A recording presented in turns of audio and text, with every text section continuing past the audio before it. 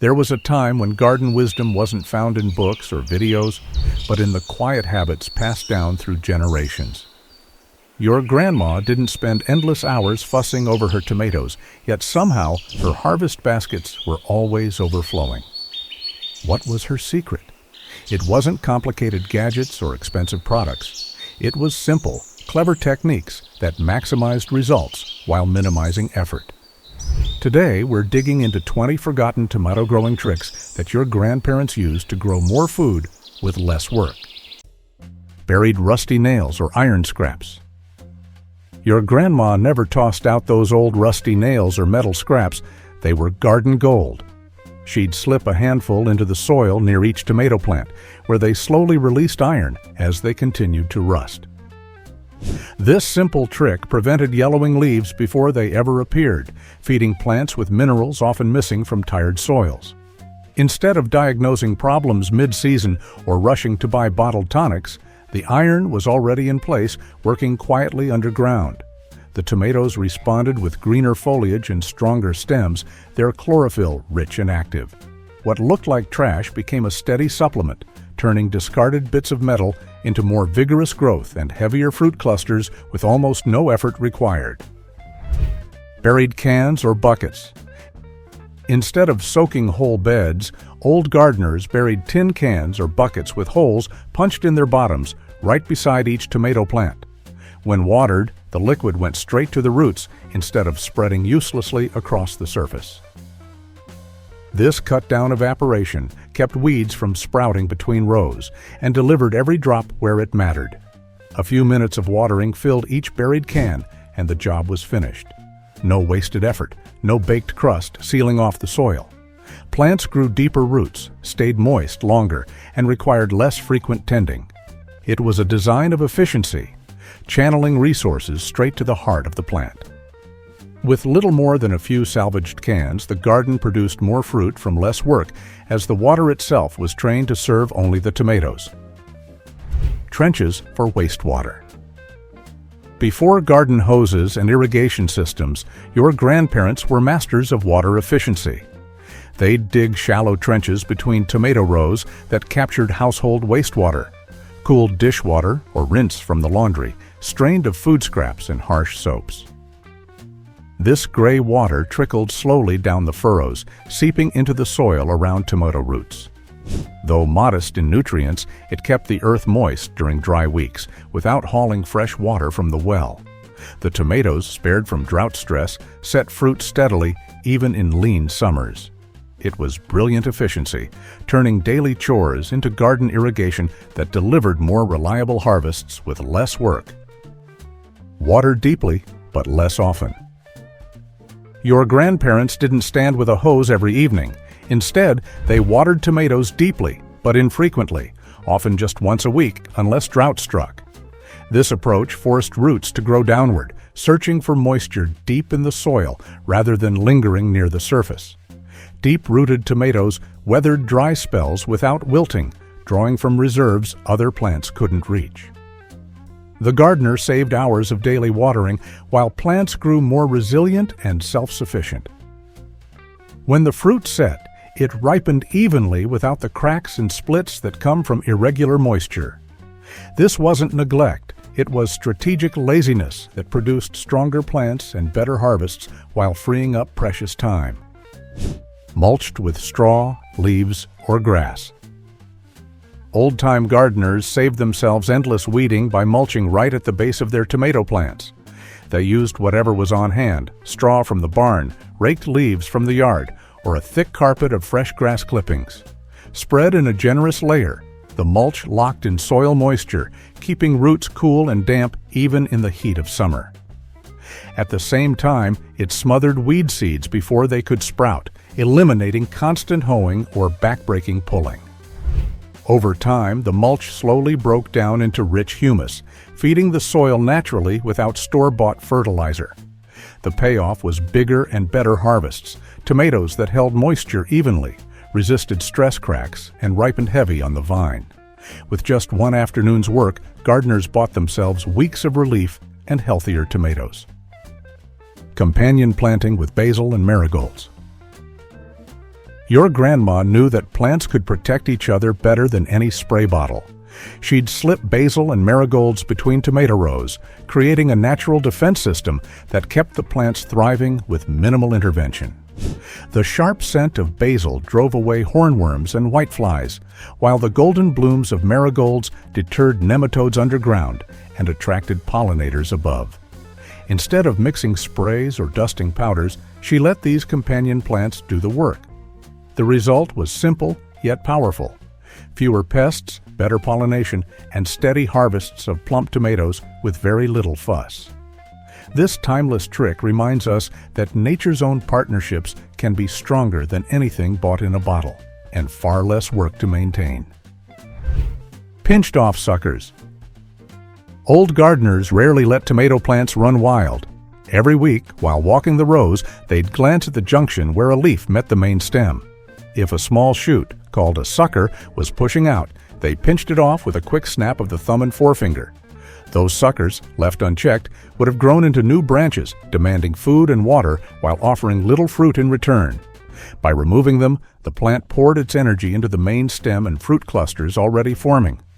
Less foliage meant more air moving through the rows, fewer diseases lurking in damp shade, and sunlight reaching every tomato. It was a few seconds of work that kept the plants disciplined for the rest of the season. With fewer side shoots stealing strength, each vine produced heavier clusters, ripened faster, and filled baskets without ever becoming a tangled mess. Use collected rainwater. When storms rolled in, barrels stood ready beneath the eaves of the house.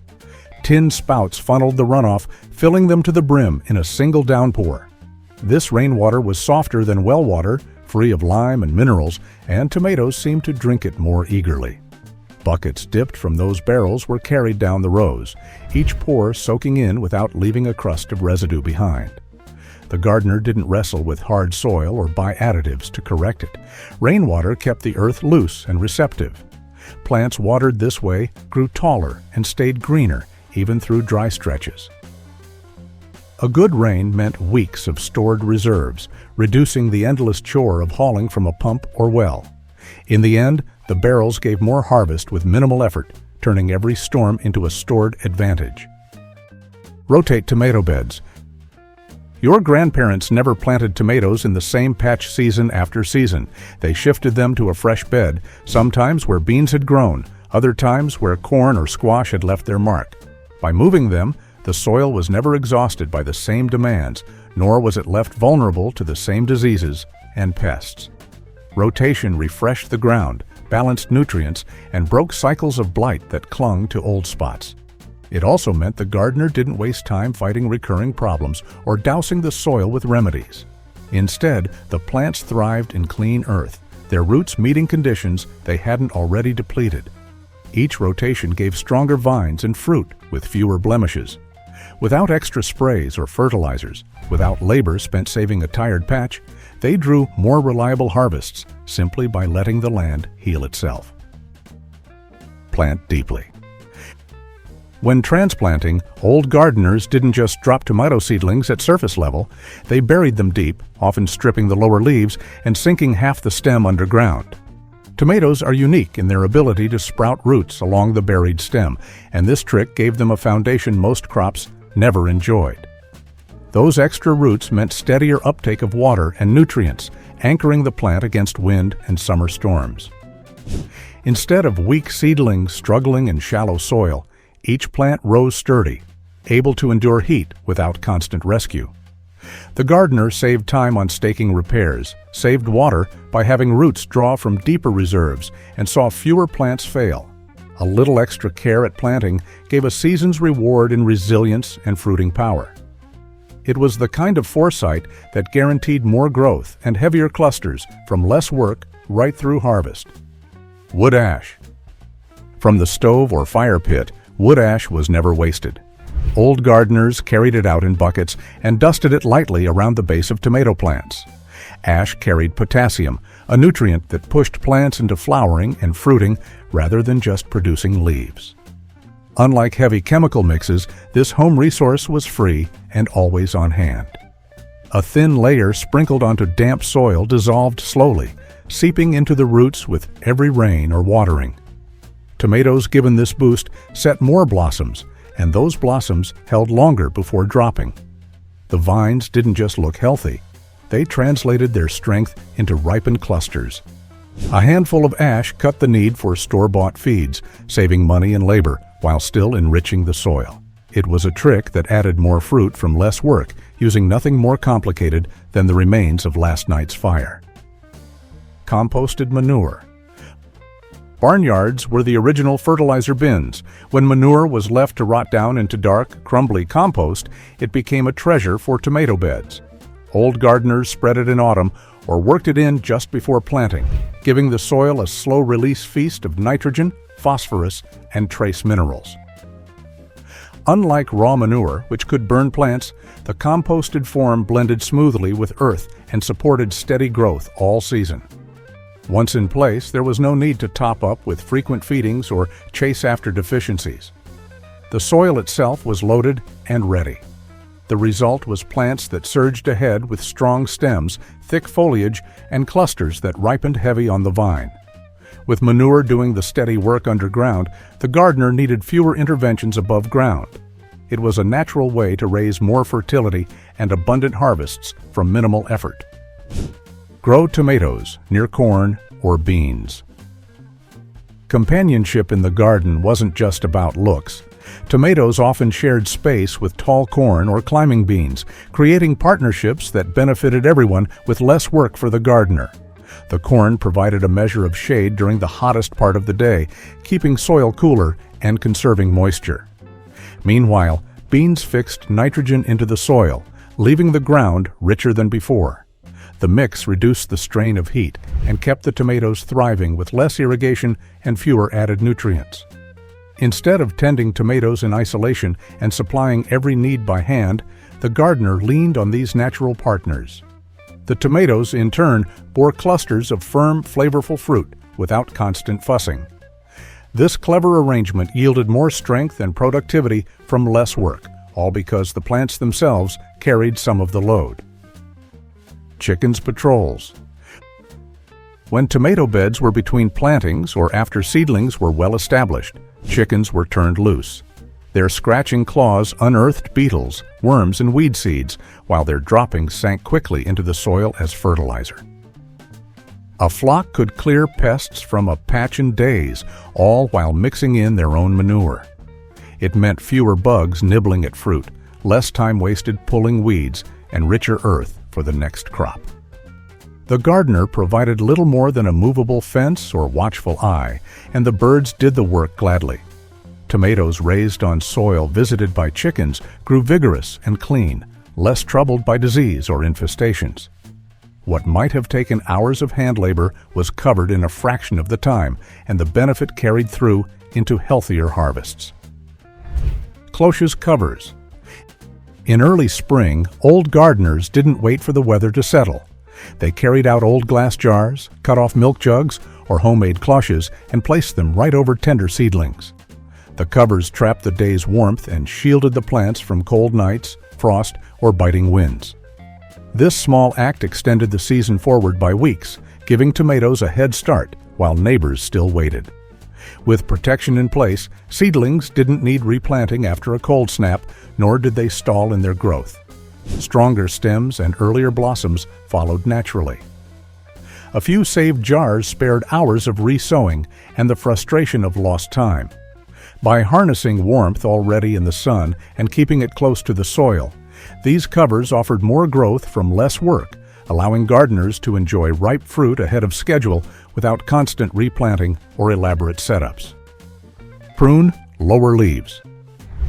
Tomato vines were not left to sprawl untouched. Old gardeners bent to snap off the lower leaves, especially those brushing the soil.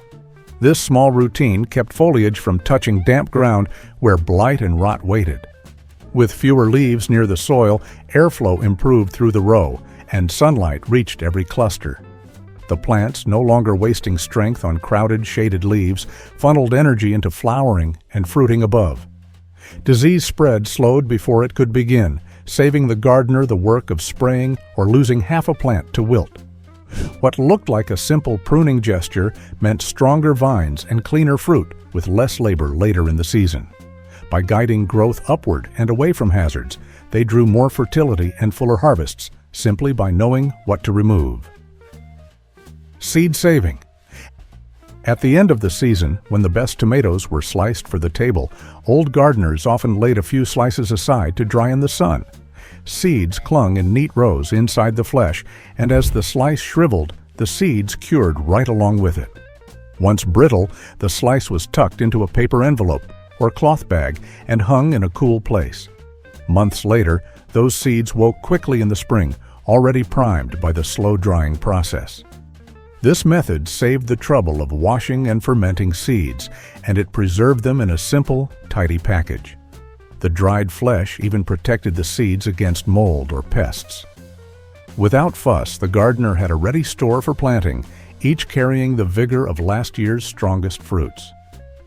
By letting the sun do the work of curing, they secured more reliable germination and stronger starts from less work, simply by turning part of the harvest into next year's beginning. Neighborhood exchanges. When baskets grew too heavy, extra tomatoes often went to neighbors.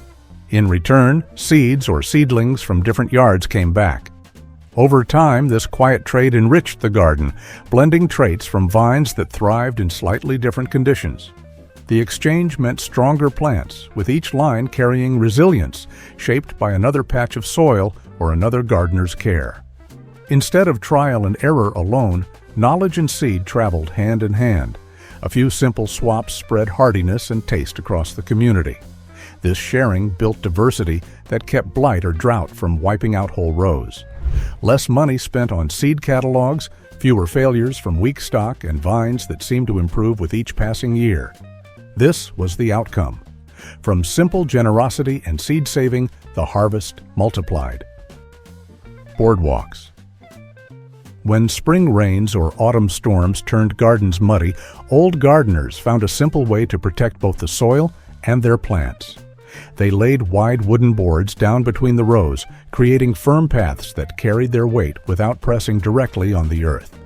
Instead of compacting the soil around delicate roots, the load was spread evenly, leaving the ground beneath tomatoes loose and airy. This meant roots could push deeper, spreading with less resistance and drawing up more nutrients. The boards did more than just keep boots dry. They cast a strip of shade along the path, slowing down weeds that would otherwise sprout quickly in bare soil. With steady footing, the gardener could prune vines, pull weeds, or harvest baskets of food without trampling young plants.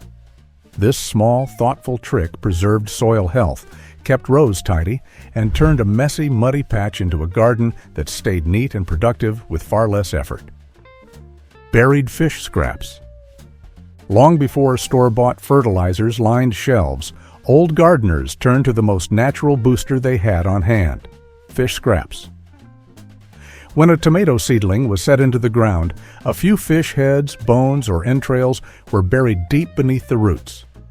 As the remains slowly decomposed, they released a steady stream of nitrogen, phosphorus, and trace minerals that tomatoes crave. The buried depth kept the smell hidden from pests while delivering nutrients right where roots would grow into them.